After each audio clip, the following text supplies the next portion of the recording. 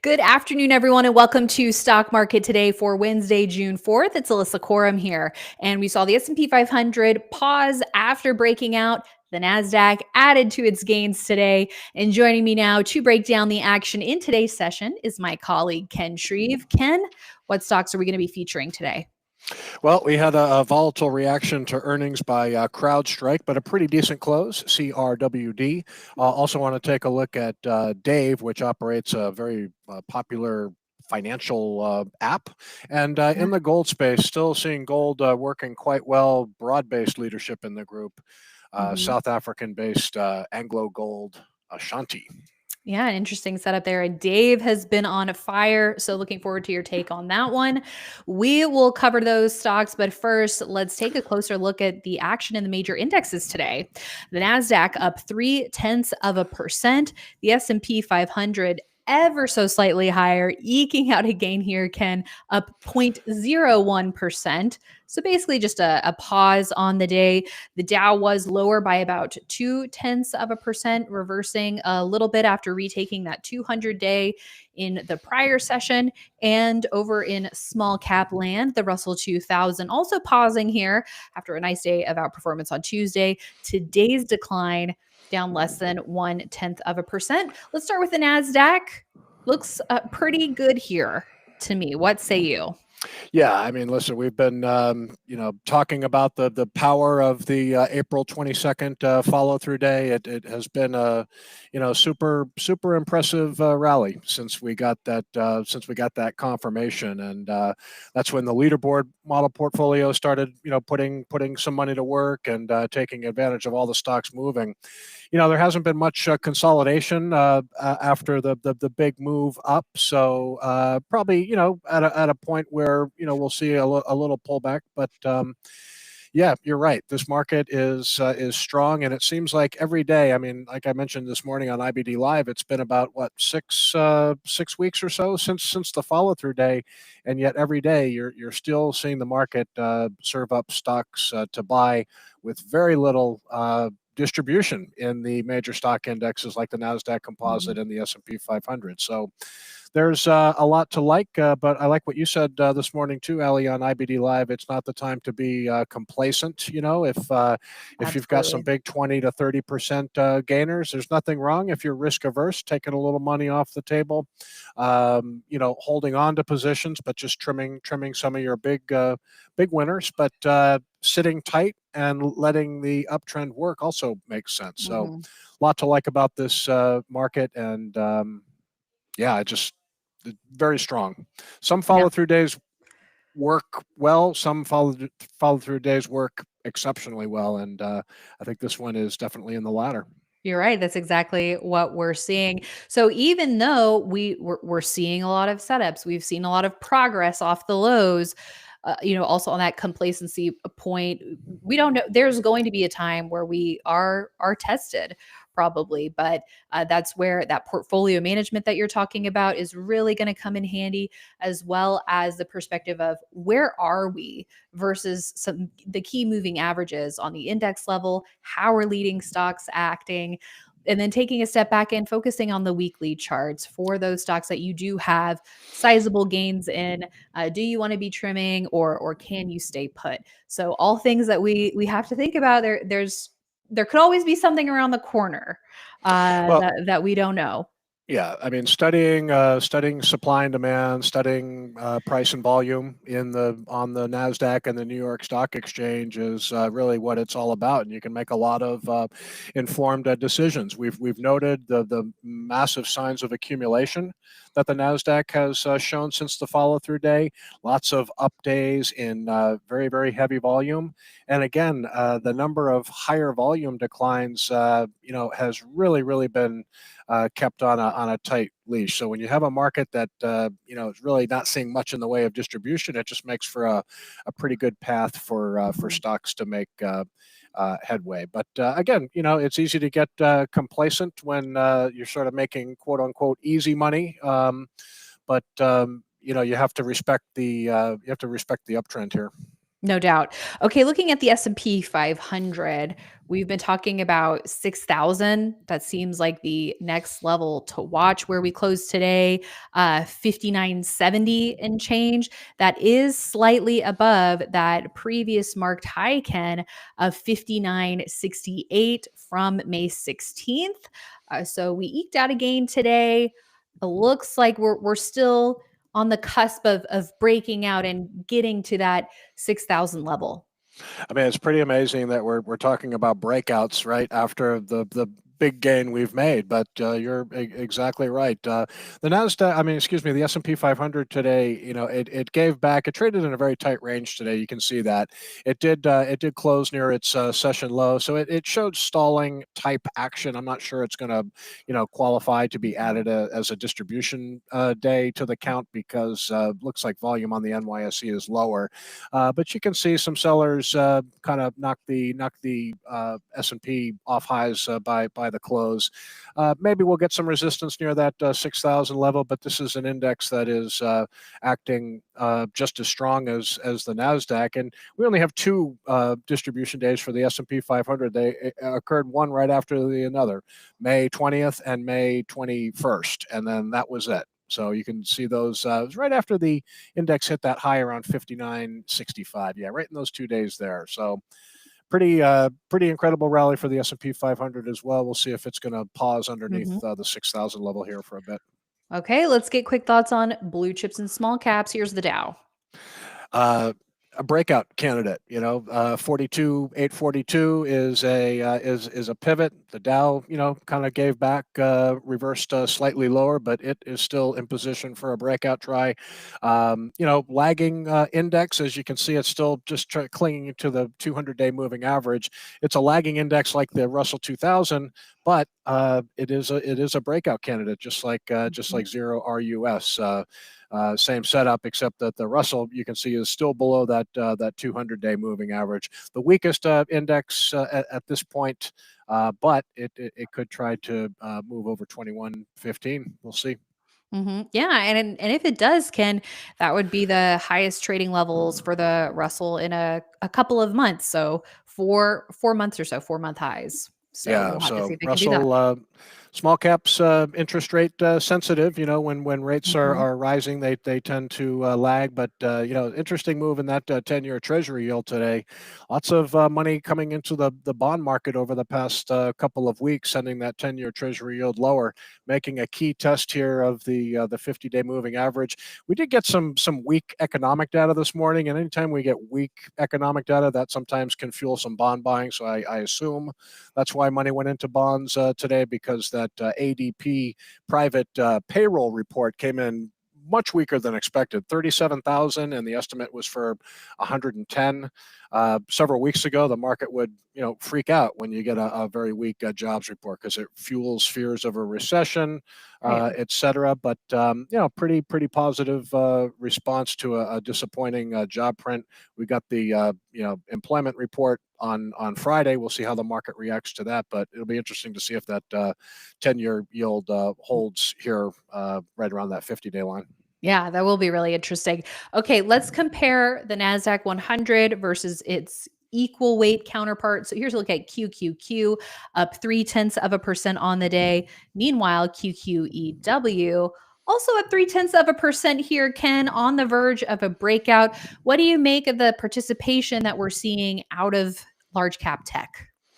Well, I think large cap tech is working. Nvidia certainly has come back to life, but more importantly, you're getting a lot of good action outside of large cap technology as well. The rally has really broadened out since we got that sign of strength on April 22nd. And I'm just encouraged that even though the Nasdaq 100 market cap weighted has started to move. The just above a pivot here, QQEW is on the cusp of a breakout as well. So the fact that we're still seeing a lot of kind of bullish technical setups in the market, whether it's an ETF like QQEW or just all the individual setups that we're seeing in individual stocks, it's reason why we still need to hang our hat on this uptrend and again continue to try to ride this positive tide. Well said. Well, let's take a look at one name out of the technology sector, this in the security software group, and that is CrowdStrike. Earnings out after the bell last night.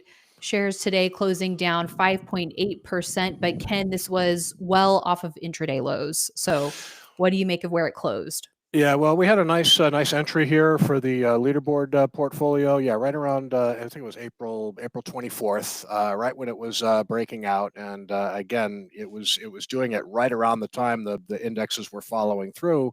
So this stock certainly benefited. The revenue was only in line, and the guidance was mostly in line, maybe a little bit below for the July ended quarter. And when you're a high multiple stock like CrowdStrike, sometimes the market doesn't have a lot of patience with that. Decent close for CrowdStrike though, came down kind of a violent sell-off at the open. Came down, touched the 21-day moving average. Yeah, look at that gap down. But you can see the buyers came in, lifted the stock off lows. So the fact that we got a close at least in the upper half of its range, I think is a win for the bulls here. The fact that it held support at the 21-day line is a win as well. Earnings were better than expected, but you can see an 8% decline year over year, and revenue growth decelerated a little bit, which typically when you're a top-rated growth stock, you want to see revenue growth picking up, but it has been slowing a little bit at CrowdStrike. But this is still regarded as one of the top performers in the security software group. It's got very solid institutional backing. So came down and retested that 451 entry, and probably near the top of the 5% buy zone here. But we say a stock starts to get extended when it moves more than 5% past a pivot. So I haven't done the math on 451.15, but still could be near the high end of the buy range here. Yeah.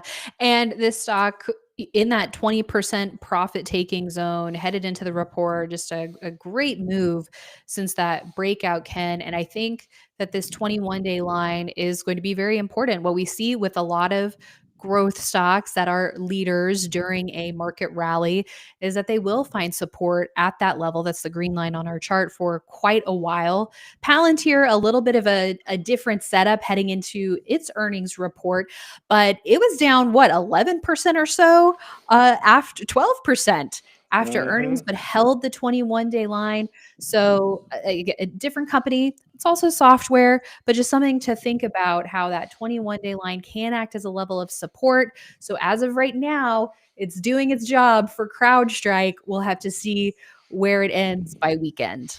Yeah, exactly, and certainly, a violation of today's low, that would be Yeah. a sign of technical weakness, and we may decide to act, because we always make sell decisions based on where the stock is based on our entry. We still have a very tidy profit cushion in this after entering at 402 and a half. But if we see an undercut of today's low in coming days, we may decide to take the full profits here. Yeah. But for now, good stand at that 21-day line. Yeah, great insight on the game plan there. Let's go to Dave. What a move this stock has had since breaking out on earnings, where it showed triple digit bottom line growth, very impressive, accelerating top line growth. So that fueled a very impressive breakout for this company, up 41% on that earnings day. And it really hasn't looked back, Ken. So with this kind of power, what do we want to see next to try to get in on something like this? Well, I brought Dave up for a few reasons. I think, first of all, it's okay to buy when a stock gaps up. We've seen a lot of examples of earnings gaps recently, where if you had bought, it takes some courage. But remember, this stock gapped up on earnings a couple of weeks after the follow-through day, so the market was acting well, Right. and it really helped with Dave's earnings breakout. Now, you can see those little black hash marks as the stock rose, and that was those are called ants, and it's really a sign of a stock under pretty serious accumulation, rising in very heavy volume. And now the pullback has been very tame, even holding at the 10-day line. You can see 4 days ago came down and tested the 10-day line, rallied for 2 days, tried to go down today, held inside of yesterday's range. So this stock is still showing a lot of strength and support after this earnings move. Now, when they reported first quarter results, look at the revenue was up 47%. That was material acceleration from the prior quarter, 38%. So again, acceleration is always good to see, and you can see earnings growth accelerated as well. So if you look at the weekly chart for Dave, basically, we're going to just keep this on our watch list, and because the stock has been holding so well, we'll wait for either some tight weekly closes, or a new base forming up here near highs, and that could give us another way in. Mhm. But just like to keep track of stocks that are in major accumulation phases with top-notch fundamentals. And you can see fund ownership is still very light in Dave, but it has been really exploding in recent quarters. So there's a lot to like here. You don't want to chase it up here, but it's showing a lot of bullish action post breakout, which I think it just deserves a spot on the watch list. Yeah, and Ken, I love what you're saying about buying these earnings gaps, these earnings breakouts when you're in the right market, right? I think Yeah. that's the key is knowing what tools to take out of the toolbox depending on what type of market that you're in. So, with us being in a power trend, it does seem like for traders who, especially who are having a good year with their portfolios, or making progress over the last couple of months, can afford to be a little bit more aggressive on some of these stellar earnings moves. And it's not just the percent gain here, too, right? I mean, we talked about the fundamentals. So it has all of those elements that we like to see. So, and then if you missed it, wait for an alternative setup. It's on our radar. So we'll have to see if something can develop over the next couple of weeks, like you said. Yeah, this is an app that is very popular, I think, among Gen Z users. So that the popularity of the app is seen in the earnings and revenue growth. So this one still has quite a bit of potential, and we like to pay attention to, again, these strong movers, especially those that are that have accumulation distribution ratings of A plus, A minus. These are the stocks that are being accumulated. They will pause, and Dave is Mhm. pausing now, but it's pausing very close to highs, and really showing it doesn't want to give up much ground. Shows that the market is pretty comfortable with the current pricing. Yeah. Okay, let's round things out with a look at ticker AU, a gold stock. Broke out on Monday and now it's gone tight and inside that breakout day. So we're continuing to see these gold related stocks come on our radar looking pretty shiny. Yeah, it's interesting. We've got a lot of leading growth stocks acting well in a variety of different sectors, and you have gold stocks, which is typically a pretty defensive area of the market, but just no shortage of gold leadership out there. The group is number one out of 197. So that means if you look in the leaders in the group, you're going to see a lot of stocks with composite ratings of 99. So good broad-based leadership here. And Anglo Gold, you can see, I mean, after a pullback to its 10-week moving average, it's just now in the early stages of trying to break out here again. So a lot of gold stocks still look actionable here. Probably makes sense to have some gold exposure in your portfolio, especially with stocks that are still near buy points like AU. Yeah. And there's a All right. large group of them that are actionable here. So again, with Mhm. AU, nice acceleration in revenue in the latest quarter, up Yes. 68%. You can see big earnings increases. So you got a fundamental giant here too. Yeah, we like to see it. All right. Any earnings out after the close, or is it really tomorrow that's the focus? Tomorrow's the focus, Yeah. but there is a big one. I don't know if they've reported yet, but in the building heavy construction group, a big leader there is Argan, AGX. and you can see another monster performer here. So I don't know if they've reported yet. Stock looks like it's down slightly, but this is a big leader and another top-rated industry group in the market. So what they say, could move other stocks in the group. Mhm. Huge performer here. Clearly a beneficiary of this, follow through day and holding support at the 10-day line. Tried to go down today, closed nice and tight. So real strong name here. We'll see what the numbers look like. Yeah. And then tomorrow we've got Broadcom, ticker AVGO, and Rubrik, both leaderboard names. And I know you're keeping a close eye on those. Yeah. And so, Rubrik, we're dealing with, we had a great entry. This is one of the highest weighted stocks in the leaderboard model portfolio. And this is acting as good as Dave and some of these other, super strong performers. But, sometimes a lot of good news can get priced in ahead of an earnings report. So if you're doing this long enough, the probably good strategy here is to trim a little bit, take a little bit off the table, which we will likely do. Also considering hedging, we could hedge this position with some put options is another idea. That way we could hold the full position. So lots of options with Rubrik tomorrow. They report after the close, like you said. So it's been another big winner. Yeah. Okay. Well, Ken, we appreciate it. And I'm looking forward to getting your thoughts after the close tomorrow for those stocks. So that'll be fun. Absolutely. Thanks. Yeah. Thank you. We'll see you tomorrow, Ken. And thanks to everyone for tuning in. That is it from us for today, but it is Wednesday. So please make sure to check out our weekly Investing with IBD podcast live today at 5 p.m. Eastern.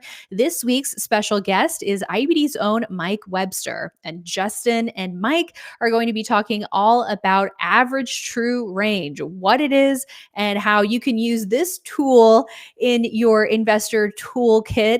Really good stuff. And I can't wait for you guys to watch and learn. Webby's been sharing with the IBD team his deep perspective of how he's using average true range. So it'll be really exciting to get to share that with the audience today. So tune in, YouTube live 5 p.m. Eastern. And then, of course, you can catch the audio version wherever you listen to podcasts. So thanks so much for tuning in, everyone. And we will see you back here tomorrow.